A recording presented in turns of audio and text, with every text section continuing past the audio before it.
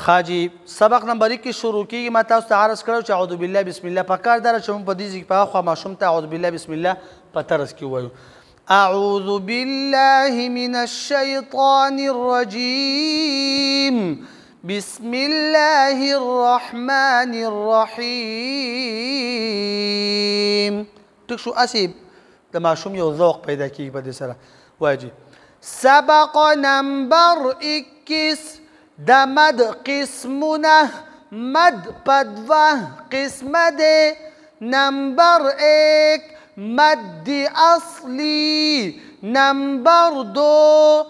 مد فرعی نمبر 1 مد اصلی دی توایی ترسته ګورئ چې د حرف مده یا د ولار حرکاتونه وروستو همزه یا ساکن حرف یا مشدد حرف نوی راغلی نو دا به د یو الف په مقدار راښکوده کیږي لکه قاله کم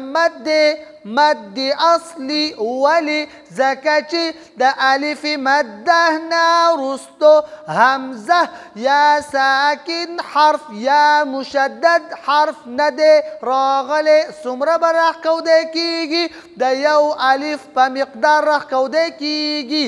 قیله کم مد اصلی ځکه چې د یای مده نه وروستو همزه یا ساکن حرف یا مشدد حرف نه دی راغلی څومره به راښکوده کیږي یو الف په مقدار راښکوده کیږي قولو کم مد اصلی ولی ځکه چې د واوی مده نه وروستو همزه یا ساکن حرف یا مشدد حرفو نه دی راغلی څومره به راښکوده کیږي یو الف مقدار به راښکوده کیږي ټیک شو جی دا شو د مد اصلي تعریف او د هغې اجرا او یاد به ساتئ مختلف مثالونه به ماشومانو ته لیکل غواړي والنجم اذا هوا ما ضل صاحبكم وما غوا داسې دا ولاړ زبر ولاړ زیر ولاړ پیش هغې مثالونه هم لیکل غواړي ښه ټیک ټاک پوه شوئ جي خبره مې تفصیل مې مخکې کړی دی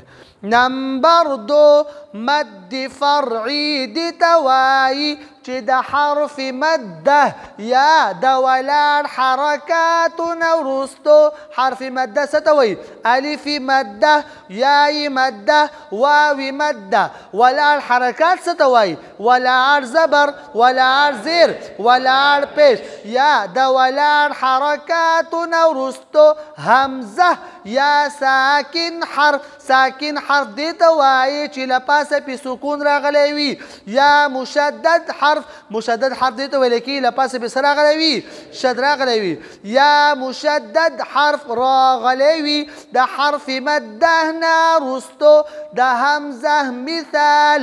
لکه جاء کم مد فرعي ځکه چې د الف مده نه وروستو همزه راغلی ده ټیک شو جي جیء کم مد فرعي ځکه چې د یای مده نه وروستو همزه راغلی ده سوء کم مد فرعي ولی ځکه چې د واوی مده نه وروستو څه راغلی دی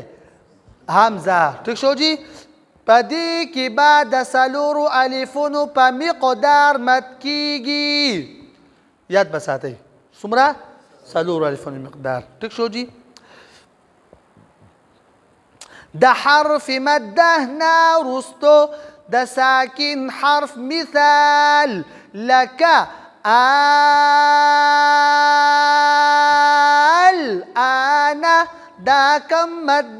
مد فرعي ولی ځکه چې د ولاړ زبر نه وروستو ساکن حرف راغلی دی څومره مد پکې کیږي په دې کې به د 5 الفونو په مقدار مد کیږي د حرف مده نه وروستو د مشدد حرف مثال لك ولا الضالين کم مد دی مد فرعي ولی ځکه چې د الف مده نه وروستو مشدد حرف راغلی دی څومره مد پکې کیږي په دې کې به د پنځو الفونو په مقدار مد کیږي سوال استاد جی ته ووایي چې په جاء جیء کې د څلورو الفونو په مقدار مد کیږي الان اول الضالین کې د پنځو الفونو په مقدار مد کیږي دا ولې نو جواب به دا ورکوئ چې د مد دپاره دوه سبب دي یو دی حمزه نمبر دو سکون نو دا سکون چې کوم دی دا د مد سبب دی خو قوي سبب دی نو ځکه مونږ دې له د پنځو الفونو مقدار مد ورکو څومره د پنځو او حمزه چې کوم دی دا هم سبب د مد دی لیکن د سکون په مقابله کې لږ کمزوری سبب دی د شد په مقابله کې لږ کمزوری سبب دی د دې وجې نه مونږ دې له د سکون او د شد د هغې مقدار نه کم مقدار ورکو څومره څو الفه دی څلور الفه مقدار باندې دی په خبره باندې پوه شوئ جوړ روان درته زر زر کومه دې غوږ کېدوئ جاء جوړ روان ګورئ دا به جدا وکړو جدا ښه ده چې ماشومان